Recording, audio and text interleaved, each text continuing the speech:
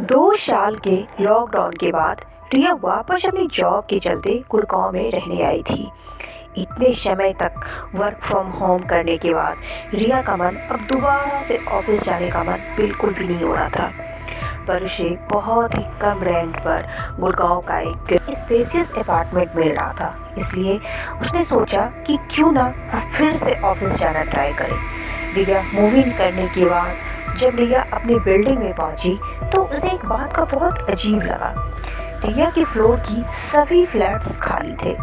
ये रिया ने जब लैंडलॉर्ड से ये बात पूछा तो लैंडलॉर्ड ने बताया कि क्योंकि लॉकडाउन खुले हुए अभी थोड़ा ही दिन हुआ है, इसलिए अभी भी ज़्यादातर लोग घर से ही काम कर रहे हैं। लैंडलॉर्ड ने कहा कि कुछ दिनों में ये सब फ्लैट भर जाएंगे। लैंडलॉर्ड के कहने के बावजूद बिल्डिंग के पूरे फ्लोर पर अकेले रहने से रिया थोड़ा घबरा रही थी, और वो एडवांस रेंट भी पे कर चुकी थी, इसीलिए उसने इस बात को इग्नोर करते हुए अपना सामान अनपैक करना शुरू कर दिया। रिया घर ऑलरेडी फर्निश्ड था और ऑफिस खुलने में अभी 2 दिन और थे, इसलिए रिया ने घर को थोड़ा डेकोरेट करने का सोचा। डेकोरेट करते हुए रिया ने पहले से रखी एक अलमारी को खिसकाया तो उसे एक वहाँ पे नीले रंग का लॉकेट पड़ा मिला।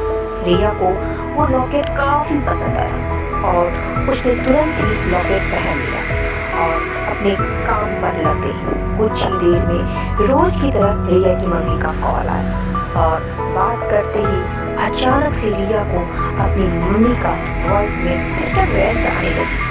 कुछ ही सेकंड में उसे फोन पर किसी अजीब भाषा में किसी के बड़बड़ाने की आवाज आने लगी। ऐसा लग रहा था कि जैसे कोई मंत्र उच्चारण कर रहा हो। इससे पहले रिया को समझ पाती कि फोन में से एक तीखी कान शुरू करने देने वाली आवाज आने लगी। रिया ने फटाफट फोन काट दिया।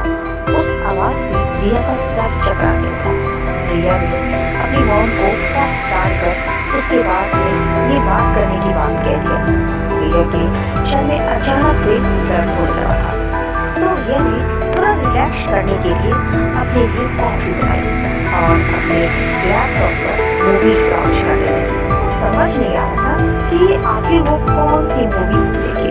रिया के वॉच करते ही लो बैटरी होने की वजह से उसका लैपटॉप शट डाउन हो गया और लैपटॉप की काली स्क्रीन में जो रिया को दिखा उससे वो बिल्कुल चौंक उठी।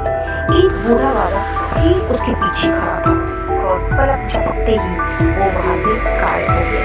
रिया के होश उड़ चुके थे, पर वो वहम और असलियत के बीच कंफ्यूज होने लगी थी। उसने पीछे मुड़कर देखा तो वहाँ पर कोई भी नहीं था। रिया को डर लगने लगा था। उसने पूरे घर का एक चक्कर लगाया पर उसे कोई भी नहीं दिखाई दिया। रिया के गले में अभी भी वो लॉकेट पड़ा हुआ था, पर उसे पहले ही सो गई थी। देर रात रिया को अपनी गर्दन पर एक खिंचाव सा महसूस हुआ, जिससे उसकी नींद खुल गई। आंखें खुलते ही उसने देखा कि उसकी गर्दन का वो ब्लू लॉकेट हवा में था, मानो उस लॉकेट को कोई खींच रहा हो। रिया पूरी तरह घबराने लगी। उसने हिम्मत करके जैसे ही उस लॉकेट को हाथ लगाया वो लॉकेट वापस हो गया। रिया बिस्तर पर उठकर बैठ गई थी। उसने बेड के पास रखे जग से पानी का ग्लास रखा और पानी पीने लगी, लेकिन तभी उसकी नज़र ग्लास में पड़ी।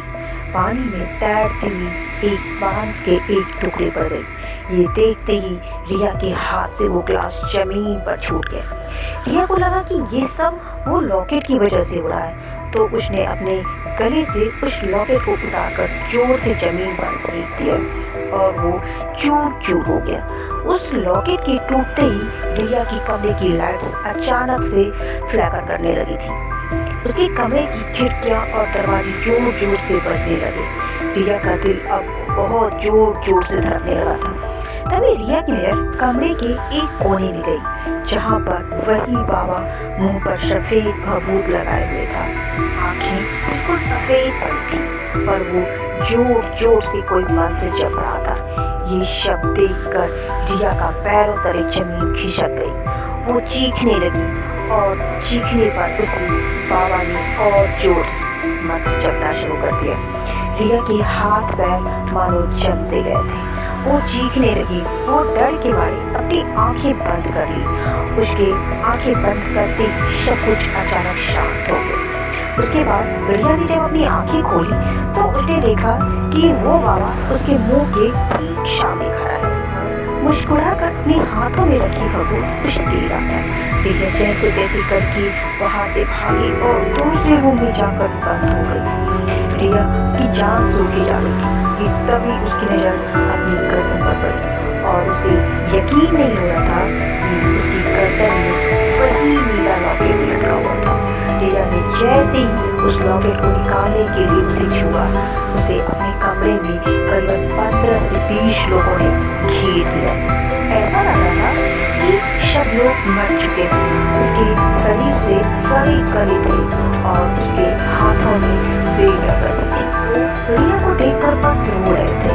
इससे पहले कि रिया कुछ समझ पाती, उस भीड़ में से रिया को वही बाबा उसकी तरफ आता दिखाई दिया। रिया ने देखा तो उसके हाथों में अब भी बेड़ियां थी।